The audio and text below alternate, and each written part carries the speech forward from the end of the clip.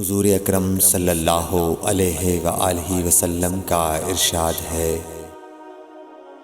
تمام اعمال کا دار و مدار نیت پر ہے، اور ہر عمل کا نتیجہ ہر انسان کو اس کی نیت کے مطابق ہی ملے گا۔ پس جس کی ہجرت دولت دنیا حاصل کرنے کے لیے ہو یا کسی عورت سے شادی کی غرض سے ہو، پس اس کی ہجرت انہی چیزوں کے لیے ہوگی جن کے حاصل کرنے کی نیت سے اس نے ہجرت کی۔ صحیح بخاری حدیث نمبر 1۔ حضور اکرم صلی اللہ علیہ وآلہ وسلم نے فرمایا کہ وحی نازل ہوتے وقت کبھی مجھ کو گھنٹی کی سی آواز محسوس ہوتی ہے، اور وحی کی یہ کیفیت مجھ پر بہت شاق گزرتی ہے۔ جب یہ کیفیت ختم ہوتی ہے تو میرے دل و دماغ پر اس فرشتے کے ذریعے نازل شدہ وحی محفوظ ہو جاتی ہے، اور کسی وقت ایسا ہوتا ہے کہ فرشتہ بشکل انسان میرے پاس آتا ہے اور مجھ سے کلام کرتا ہے، پس میں اس کا کہا ہوا یاد رکھ لیتا ہوں۔ صحیح بخاری حدیث نمبر 2۔ حضرت صلی اللہ علیہ وآلہ وسلم پر وحی کا ابتدائی دور اچھے سچے پاکیزہ خوابوں سے شروع ہوا۔ آپ خواب میں جو کچھ دیکھتے وہ صبح کی روشنی کی طرح صحیح اور سچا ثابت ہوتا۔ پھر من جانب قدرت آپ تنہائی پسند ہو گئے، اور آپ نے غار حرا میں خلوت نشینی اختیار فرمائی، اور کئی دن اور رات وہاں مسلسل عبادت اور یاد الہی و ذکر میں مشغول رہنے لگے۔ جب تک گھر آنے کو دل نہ چاہتا توشہ ہمراہ لیے ہوئے وہاں رہتے۔ توشہ ختم ہونے پر ہی اہلیہ محترمہ حضرت خدیجہ رضی اللہ تعالی عنہا کے پاس تشریف لاتے، اور کچھ توشہ ہمراہ لے کر پھر وہاں جا کر خلوت گزین ہو جاتے۔ یہی طریقہ جاری رہا یہاں تک کہ آپ پر حق منکشف ہو گیا، اور آپ غار حرا ہی میں قیام پذیر تھے کہ اچانک حضرت جبرائیل علیہ السلام آپ کے پاس حاضر ہوئے اور کہنے لگے کہ اے محمد پڑھو۔ آپ فرماتے ہیں کہ میں نے کہا کہ میں پڑھنا نہیں جانتا۔ آپ صلی اللہ علیہ وسلم فرماتے ہیں کہ فرشتے نے مجھے پکڑ کر اتنے زور سے بھینچا کہ میری طاقت جواب دے گئی، پھر مجھے چھوڑ کر کہا پڑھو۔ میں نے پھر وہی جواب دیا کہ میں پڑھا ہوا نہیں ہوں۔ اس فرشتے نے مجھ کو نہایت ہی زور سے بھینچا کہ مجھ کو سخت تکلیف محسوس ہوئی، پھر اس نے کہا کہ پڑھ۔ میں نے کہا میں پڑھا ہوا نہیں ہوں۔ فرشتے نے تیسری بار مجھ کو پکڑا اور تیسری مرتبہ پھر مجھ کو بھینچا، پھر مجھے چھوڑ دیا اور کہنے لگا کہ پڑھو اپنے رب کے نام کی مدد سے جس نے پیدا کیا اور انسان کو خون کی پھٹکی سے بنایا۔ پڑھو، اور آپ کا رب بہت ہی مہربانیاں کرنے والا ہے۔ پس یہی آیتیں آپ حضرت جبرائیل علیہ السلام سے سن کر اس حال میں غار حرا سے واپس ہوئے کہ آپ کا دل اس انوکھے واقعے سے کانپ رہا تھا۔ آپ حضرت خدیجہ کے ہاں تشریف لائے اور فرمایا کہ مجھے کمبل اوڑھا دو، مجھے کمبل اوڑھا دو۔ لوگوں نے آپ کو کمبل اوڑھا دیا۔ جب آپ کا ڈر جاتا رہا تو آپ نے اپنی زوجہ محترمہ حضرت خدیجہ رضی اللہ تعالی عنہا کو تفصیل کے ساتھ یہ واقعہ سنایا، اور فرمانے لگے کہ مجھ کو اب اپنی جان کا خوف ہو گیا ہے۔ آپ کی اہلیہ محترمہ حضرت خدیجہ رضی اللہ تعالی عنہا نے آپ کی ڈھارس بندھائی اور کہا کہ آپ کا خیال صحیح نہیں ہے۔ اللہ کی قسم آپ کو اللہ کبھی رسوا نہیں کرے گا، آپ تو اخلاق فاضلہ کے مالک ہیں۔ آپ تو کنبہ پرور ہیں، بے کسوں کا بوجھ اپنے سر پر رکھتے ہیں، مفلسوں کے لیے آپ کماتے ہیں، مہمان نوازی میں آپ بے مثال ہیں، اور مشکل وقت میں آپ امر حق کا ساتھ دیتے ہیں۔ ایسے اوصاف حسنہ والا انسان یوں بے وقت ذلت و خواری کی موت نہیں پا سکتا۔ پھر مزید تسلی کے لیے حضرت خدیجہ رضی اللہ تعالی عنہا آپ کو ورقہ بن نوفل کے پاس لے گئیں، جو ان کے چچا زاد بھائی تھے اور زمانہ جاہلیت میں نصرانی مذہب اختیار کر چکے تھے اور عبرانی زبان کے کاتب تھے۔ چنانچہ انجیل کو بھی حسب منشائے خداوندی عبرانی زبان میں لکھا کرتے تھے۔ انجیل سریانی زبان میں نازل ہوئی تھی، پھر اس کا ترجمہ عبرانی زبان میں ہوا۔ ورقہ اسی کو لکھتے تھے۔ وہ بہت بوڑھے ہو گئے تھے، یہاں تک کہ ان کی بینائی بھی رخصت ہو چکی تھی۔ حضرت خدیجہ رضی اللہ تعالی عنہا نے ان کے سامنے آپ کے حالات بیان کیے اور کہا کہ اے چچا زاد بھائی، اپنے بھتیجے محمد صلی اللہ علیہ وسلم کی زبانی ذرا ان کی کیفیت سن لیجئے۔ وہ بولے کہ بھتیجے، آپ نے جو کچھ دیکھا ہے اس کی تفصیل سناؤ۔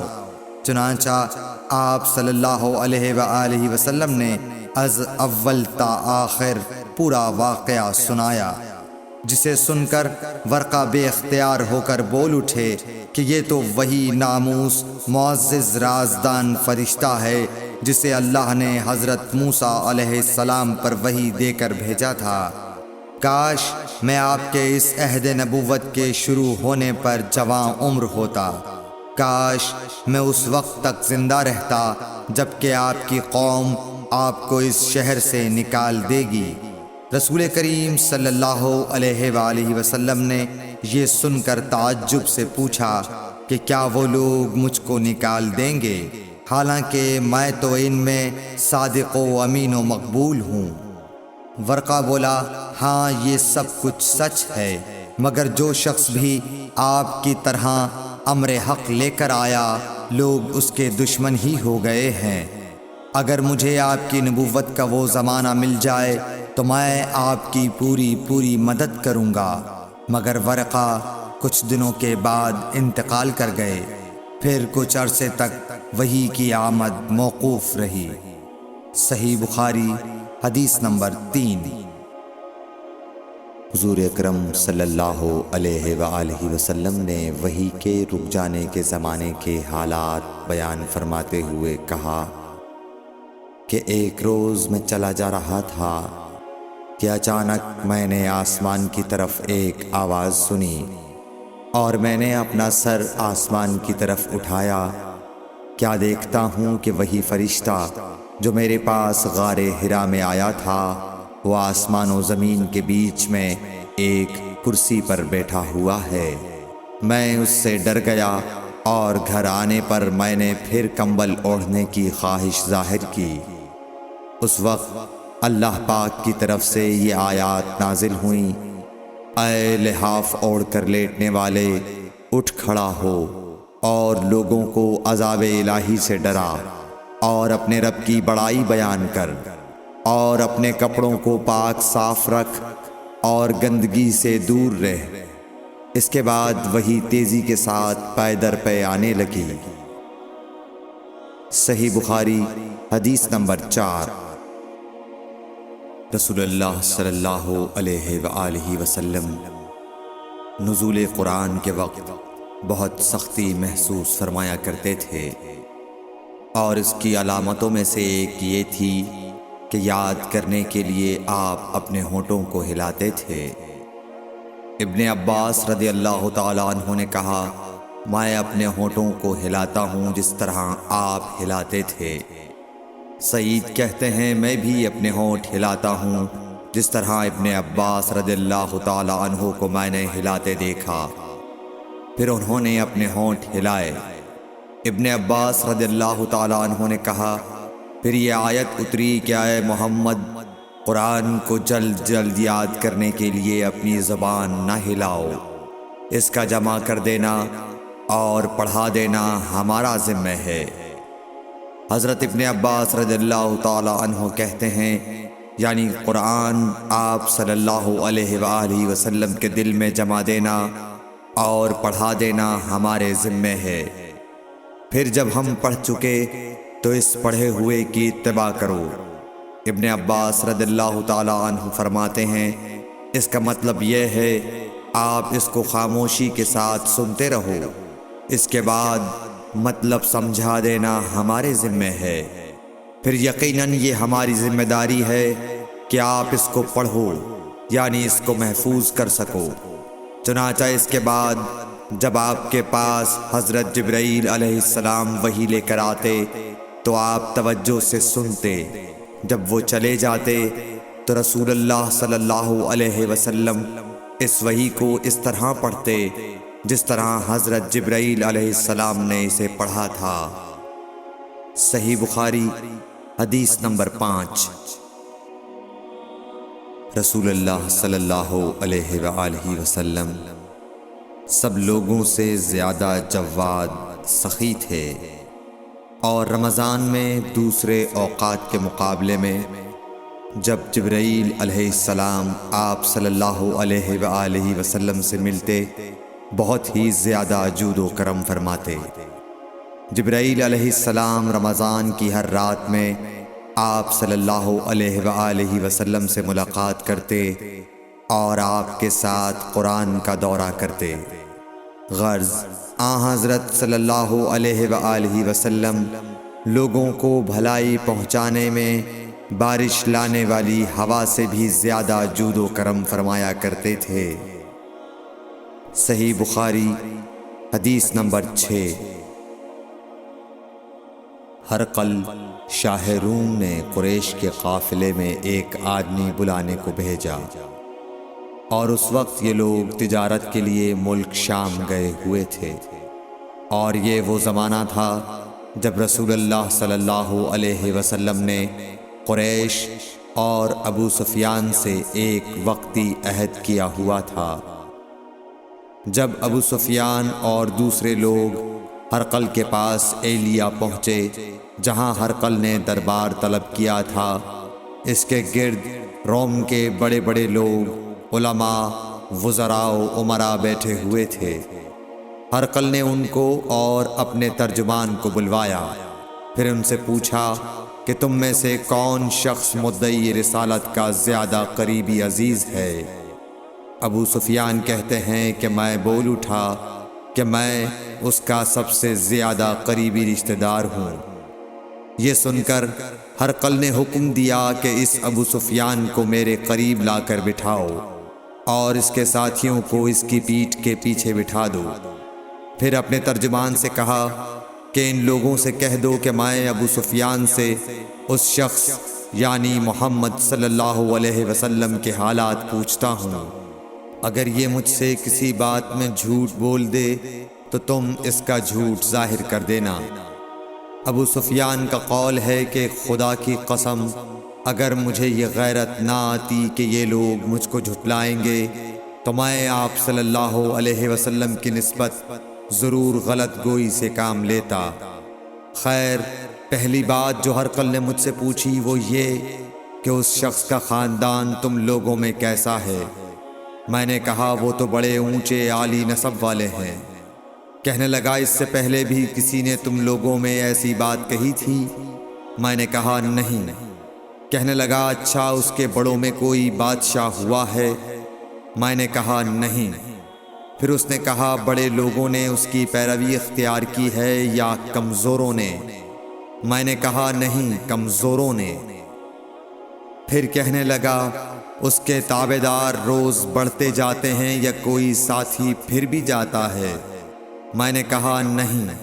کہنے لگا کیا اپنے اس دعوی نبوت سے پہلے کبھی کسی بھی موقع پر اس نے جھوٹ بولا ہے؟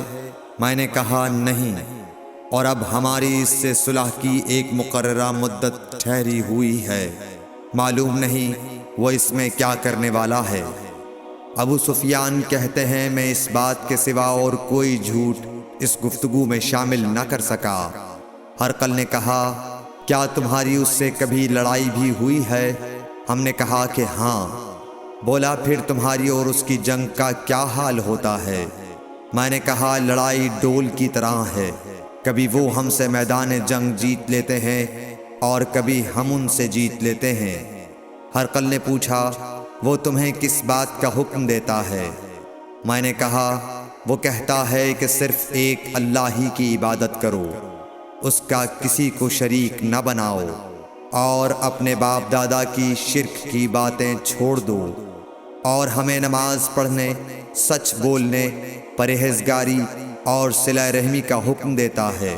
یہ سب سن کر پھر ہرقل نے اپنے ترجمان سے کہا کہ ابو سفیان سے کہہ دے کہ میں نے تم سے اس کا نسب پوچھا تو تم نے کہا کہ وہ ہم سے عالی نسب ہے، اور پیغمبر اپنی قوم میں عالی نسب ہی بھیجے جایا کرتے ہیں۔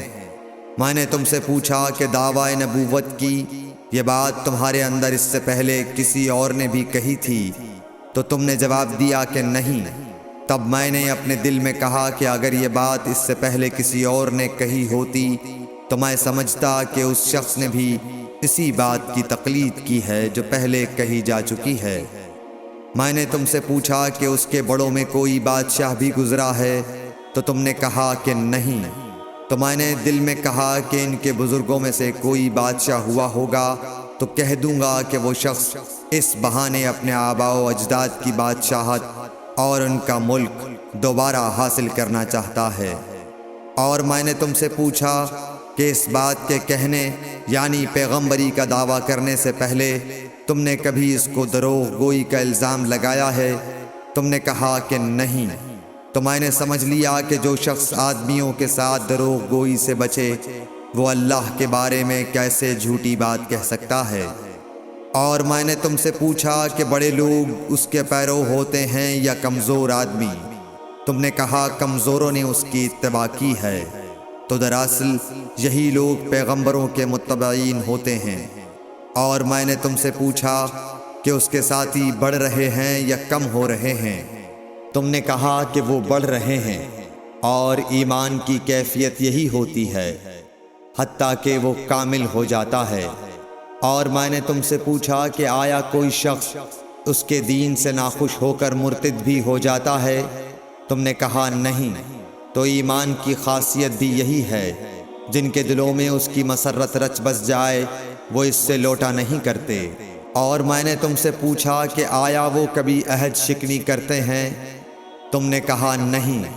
پیغمبروں کا یہی حال ہوتا ہے، وہ عہد کی خلاف ورزی نہیں کرتے۔ اور میں نے تم سے کہا کہ وہ تم سے کس چیز کے لیے کہتے ہیں؟ تم نے کہا کہ وہ ہمیں حکم دیتے ہیں کہ اللہ کی عبادت کرو، اس کے ساتھ کسی کو شریک نہ ٹھہراؤ، اور تمہیں بتوں کی پرستش سے روکتے ہیں، سچ بولنے اور پرہیزگاری کا حکم دیتے ہیں۔ لہٰذا اگر یہ باتیں جو تم کہہ رہے ہو سچ ہیں تو ان قریب وہ اس جگہ کا مالک ہو جائے گا کہ جہاں میرے یہ دونوں پاؤں ہیں۔ مجھے معلوم تھا کہ وہ پیغمبر آنے والا ہے، مگر مجھے یہ معلوم نہیں تھا کہ وہ تمہارے اندر ہوگا۔ اگر میں جانتا کہ اس تک پہنچ سکوں گا تو اس سے ملنے کے لیے ہر تکلیف گوارا کرتا۔ اگر میں اس کے پاس ہوتا تو اس کے پاؤں دھوتا۔ ہرقل نے رسول اللہ صلی اللہ علیہ وسلم کا وہ خط منگایا جو آپ نے وحیہ کلبی رضی اللہ تعالیٰ عنہ کے ذریعے حاکم بصرہ کے پاس بھیجا تھا، اور اس نے وہ ہرقل کے پاس بھیج دیا تھا۔ پھر اس کو پڑھا تو اس میں لکھا تھا، اللہ کے نام کے ساتھ جو نہایت مہربان اور رحم والا ہے۔ اللہ کے بندے اور اس کے پیغمبر محمد صلی اللہ علیہ وسلم کی طرف سے یہ خط ہے شاہ روم کے لیے۔ اس شخص پر سلام ہو جو ہدایت کی پیروی کرے۔ اس کے بعد میں آپ کے سامنے دعوت اسلام پیش کرتا ہوں۔ اگر آپ اسلام لے آئیں گے تو دین و دنیا میں سلامتی نصیب ہوگی، اللہ آپ کو دوہرا ثواب دے گا، اور اگر آپ میری دعوت سے روگردانی کریں گے تو آپ کی رعایا کا گناہ بھی آپ ہی پر ہوگا۔ اور اے اہل کتاب، ایک ایسی بات پر آ جاؤ جو ہمارے اور تمہارے درمیان یکساں ہے، وہ یہ کہ ہم اللہ کے سوا کسی کی عبادت نہ کریں اور کسی کو اس کا شریک نہ ٹھہرائیں، اور نہ ہم میں سے کوئی کسی کو خدا کے سوا اپنا رب بنائے۔ پھر اگر وہ اہل کتاب اس کتاب سے منہ پھیر لیں تو مسلمانوں، تم ان سے کہہ دو کہ تم مانو یا نہ مانو، ہم ایک خدا کے اطاعت گزار ہیں۔ ابو سفیان کہتے ہیں جب ہرقل نے جو کچھ کہنا تھا کہہ دیا اور خط پڑھ کر فارغ ہوا تو اس کے ارد گرد بہت شور و غوغا ہوا، بہت سی آوازیں اٹھیں اور ہمیں باہر نکال دیا گیا۔ تب میں نے اپنے ساتھیوں سے کہا کہ ابو کبشہ کے بیٹے حضرت صلی اللہ علیہ وسلم کا معاملہ تو بہت بڑھ گیا، دیکھو تو اس سے بنی اصفر روم کا بادشاہ بھی ڈرتا ہے۔ مجھے اس وقت سے اس بات کا یقین ہو گیا کہ حضور صلی اللہ علیہ وسلم عنقریب غالب ہو کر رہیں گے، حتیٰ کہ اللہ نے مجھے مسلمان کر دیا۔ راوی کا بیان ہے کہ ابن ناطور ایلیا کا حاکم ہرقل کا مصاحب اور شام کے نصارہ کا لاٹ پادری بیان کرتا تھا کہ ہرقل جب ایلیا آیا ایک دن صبح کو پریشان اٹھا تو اس کے درباریوں نے دریافت کیا کہ آج ہم آپ کی حالت بدلی ہوئی پاتے ہیں، کیا وجہ ہے؟ ابن ناطور کا بیان ہے کہ ہرقل نجومی تھا، علم نجوم میں وہ پوری مہارت رکھتا تھا۔ اس نے اپنے ہم نشینوں کو بتایا کہ میں نے آج رات ستاروں پر نظر ڈالی تو دیکھا کہ ختنہ کرنے والوں کا بادشاہ ہمارے ملک پر غالب آ گیا ہے۔ بھلا اس زمانے میں کون لوگ ختنہ کرتے ہیں؟ انہوں نے کہا کہ یہود کے سوا کوئی ختنہ نہیں کرتا، سو ان کی وجہ سے پریشان نہ ہوں۔ سلطنت کے تمام شہروں میں یہ حکم لکھ بھیجیے کہ وہاں جتنے یہودی ہوں سب قتل کر دیے جائیں۔ وہ لوگ انہی باتوں میں مشغول تھے کہ ہرقل کے پاس ایک آدمی لایا گیا جسے شاہ غسان نے بھیجا تھا۔ اس نے رسول اللہ صلی اللہ علیہ وسلم کے حالات بیان کیے۔ جب ہرقل نے سارے حالات سن لیے تو کہا کہ جا کر دیکھو وہ ختنہ کیے ہوئے ہے یا نہیں۔ انہوں نے اسے دیکھا تو بتلایا کہ وہ ختنہ کیا ہوا ہے۔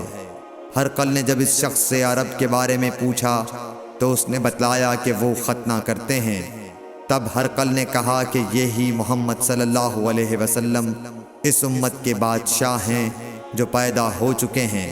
پھر اس نے اپنے ایک دوست کو رومیہ خط لکھا اور وہ بھی علم نجوم میں ہرقل کی طرح ماہر تھا۔ پھر وہاں سے ہرقل حمص چلا گیا۔ ابھی حمص سے نکلا نہیں تھا کہ اس کے دوست کا خط اس کے جواب میں آ گیا۔ اس کی رائے بھی حضور صلی اللہ علیہ وسلم کے ظہور کے بارے میں ہرقل کے موافق تھی کہ محمد صلی اللہ علیہ وسلم واقعی پیغمبر ہیں۔ اس کے بعد ہرقل نے روم کے بڑے آدمیوں کو اپنے حمص کے محل میں طلب کیا اور اس کے حکم سے محل کے دروازے بند کر لیے گئے۔ پھر وہ اپنے خاص محل سے باہر آیا اور کہا، اے روم والو، کیا ہدایت اور کامیابی میں کچھ حصہ تمہارے لیے بھی ہے؟ اگر تم اپنی سلطنت کی بقا چاہتے ہو تو پھر اس نبی صلی اللہ علیہ وسلم کی بیعت کر لو اور مسلمان ہو جاؤ۔ یہ سننا تھا کہ پھر لوگ وحشی گدھوں کی طرح دروازوں کی طرف دوڑے، مگر انہیں بند پایا۔ آخر جب ہرقل نے اس بات سے ان کی یہ نفرت دیکھی اور ان کے ایمان لانے سے مایوس ہو گیا تو کہنے لگا کہ ان لوگوں کو میرے پاس لاؤ۔ جب وہ دوبارہ آئے تو اس نے کہا، میں نے جو بات کہی تھی اس سے تمہاری دینی پختگی کی آزمائش مقصود تھی، سو وہ میں نے دیکھ لی۔ تب یہ بات سن کر وہ سب کے سب اس کے سامنے سجدے میں گر پڑے اور اس سے خوش ہو گئے۔ بالآخر ہرقل کی آخری حالت یہی رہی۔ صحیح بخاری حدیث نمبر 7۔